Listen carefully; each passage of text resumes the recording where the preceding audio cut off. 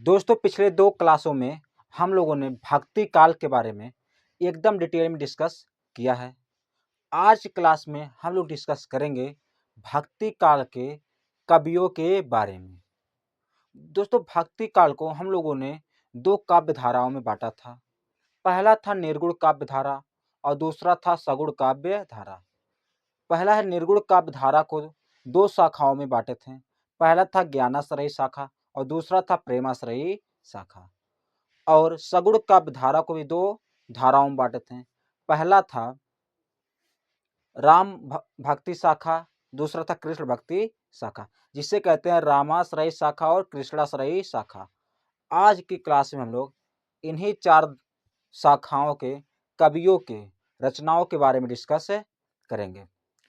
तो शुरू करते हैं हम लोग ज्ञानाश्रयी शाखा के कवि से, जिसे संत काव्य भी कहते हैं, जिसे संत काव्य कहते हैं। दोस्तों, इनमें पहले कवि आते हैं कबीरदास। ज्ञानाश्रयी शाखा के जो प्रतिनिधि कवि थे वह थे कबीरदास। इन्होंने 3 रचनाएं की, जिसका नाम है साखी। साखी का मतलब होता है साक्षी, और शबद का मतलब होता है शब्द, और रामायणी का मतलब होता है रामायण। इन तीनों जो रचनाएं थी इनको संकलित किया गया था, जिसका नाम था बीजक। इन तीनों रचनाओं को मिलाकर एक रचना बनाया गया था जिसका नाम था बीजक, और इसका संकलन करने वाले थे धर्मदास। अगर पूछ ले कि बीजक साखी शबद रामायणी का बीजक में संकलन किसने किया, वह व्यक्ति थे धर्मदास। फिर इसमें दूसरे कवि आते हैं रैदास। रैदास का जो रचना है बानी या बाड़ी, इनकी रचना को कहते हैं बानी या बाड़ी। फिर तीसरे हैं नानक देव। नानक देव का रचना है ग्रंथ साहिब। ग्रंथ साहिब में दोस्तों रचनाओं को क्या संकलित किया गया है। नानक देव जो थे कई रचनाएं लिखे, और उन रचनाओं का जो संकलन है वह ग्रंथ साहिब में है। ग्रंथ साहिब में संकलन करने वाले व्यक्ति थे अर्जुन देव। अर्जुन देव ने नानक देव के सभी रचनाओं को ग्रंथ साहिब में संकलित किया था। फिर इसमें आते हैं चौथे कवि सुंदर दास। तो सुंदर दास का जो रचना है वह है सुंदर विलाप। इनके रचना का नाम है सुंदर विलाप। फिर 5वें कवि आते हैं मलूक दास। मलूक दास का जो रचना है वह रत्न खन्ना और ज्ञानबोध। रत्न खन्ना और ज्ञानबोध इनकी रचना है मलूक दास की। फिर उसके बाद दूसरा शाखा जो है निर्गुण काव्य धारा का, वो है प्रेमाश्रयी शाखा, जिसे कहते हैं सूफी काव्य। इसे सूफी काव्य भी कहते हैं। इनमें आते हैं पहले कवि मुल्ला दाऊद।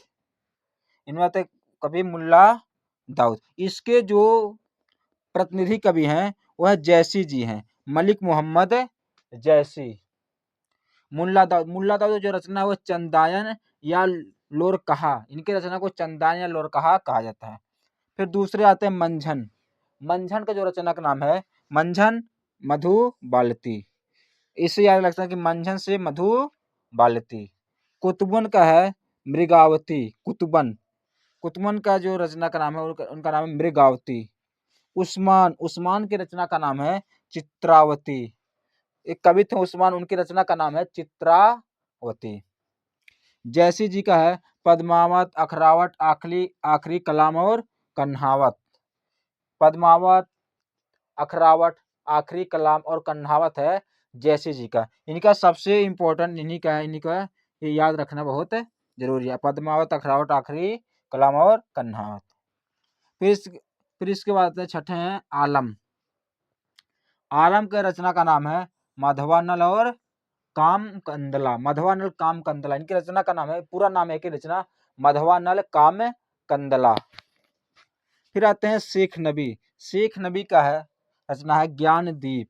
शेख नबी के जो रचना का नाम है ज्ञानदीप। 8वां है पुहकर। इनके रचना का नाम है रस रतन। पुहकर का है रस रतन। फिर आते हैं दामोदर कवि। इनका है लखम सेन पद्मावती कथा। लखम सेन पद्मावती कथा है दामोदर कवि की रचना। फिर आते हैं नंददास। नंददास का है रूप मंजरी। नंददास की रचना का नाम है रूप मंजरी। फिर उसके बाद आता है ईश्वर दास।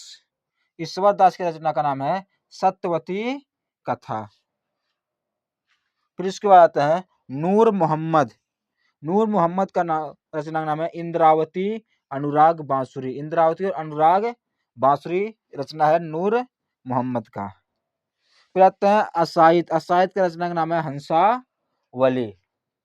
ये थे दो ज्ञानाश्रयी शाखा और प्रेमाश्रयी शाखा, यानी कि निरूढ़ काव्य धारा के कवियों की रचनाएं ये हैं। ये पूरे कंप्लीट है, इसका आप स्क्रीनशॉट ले सकते हैं। फिर हम लोग पढ़ते हैं सगुण कवियों के रचनाओं के बारे में।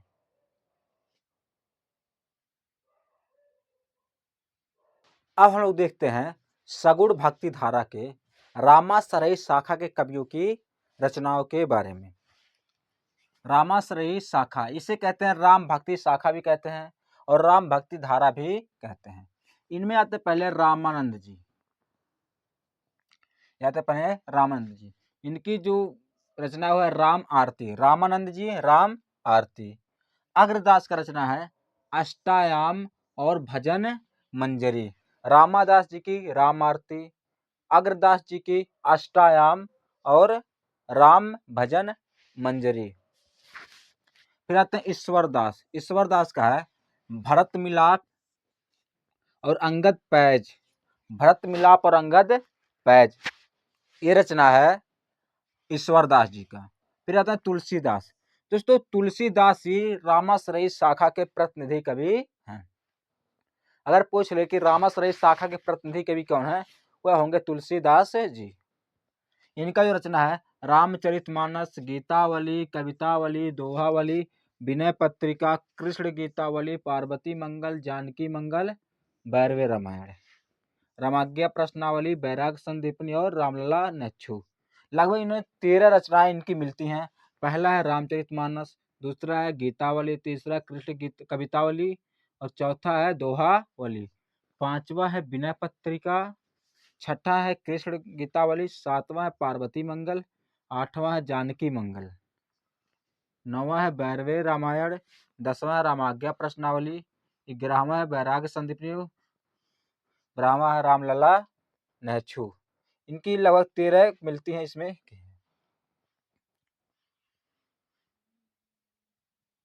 फिर आते हैं नाभादास। नाभादास जी की जो रचना है भक्तमाल। नाभादास जी रचना है भक्तमाल। फिर इसके बाद आता है केशवदास। केशवदास जी का है रामचंद्रिका। ये क्या है, प्रबंध काव्य है। फिर नरहरिदास। नरहरिदास का है पौरुषे रामायण। यानी कि नाभादास जी का भक्तमाल, केशवदास जी का रामचंद्रिका और नरहरिदास का पौरुषे रामायण। ये थे रामाश्रयी शाखा के कवि। इसके बाद हम लोग देखते हैं कृष्णश्रयी शाखा के कवियों के बारे में। इसका आप स्क्रीनशॉट ले सकते हैं। दोस्तों अब हम लोग जानते हैं सगुण भक्ति धारा के दूसरी काव्य धारा कृष्णश्रयी शाखा के कवि और उनके रचनाओं के बारे में। इसमें आते हैं पहले सूरदास जी। सूरदास जी ही कृष्णश्रयी शाखा के प्रतिनिधि कवि हैं।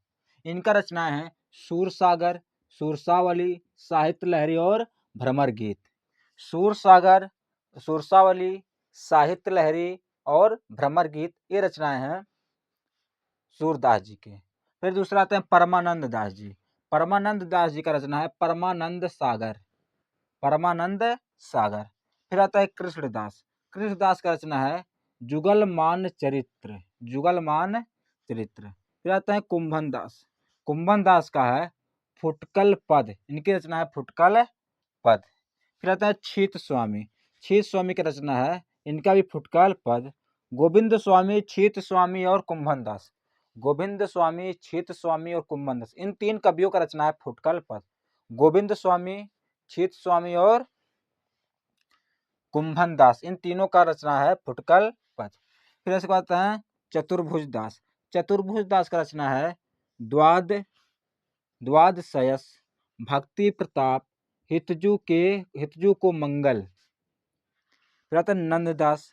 नंददास का है रास पंचाध्यायी, भंवर गीत। भंवर गीत दोस्तों प्रबंध काव्य है इनका।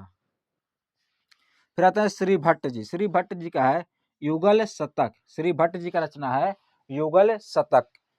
फिर आते हैं हित हरिवंश, हित हरिवंश जी का है हित 84, इनका तो याद हो जाएगा, हित हरिवंश जी का हित 84। स्वामी हरिदास, स्वामी हरिदास जी का है हरिदास जी के पद, इनका नाम से ये हरिदास जी के पद। ध्रुवदास का है भक्त नामवली और रसलावनी, भक्त नामवली और रसलावनी। फिर आते हैं मीराबाई, मीराबाई का है नरसिंह जी का मायरा, गीत गोविंद का टीका, राग गोविंद। फिर है राग सोरठा के पद, राग सोरठा के पद। फिर 14वां है रसखान, रसखान जी का रचना है प्रेम वाटिका, दान लीला, सुजान रसखान। मीराबाई का नरसिंह जी का मायरा, गीत गोविंद टीका, राग गोविंद, राग सोरठा के पद, ये है मीराबाई जी के। फिर है रसखान, रसखान का रचना है प्रेम वाटिका, दान लीला, सुजान रसखान। फिर इसके बाद है नरोत्तम दास, नरोत्तम दास जी का रचना है सुदामा चरित।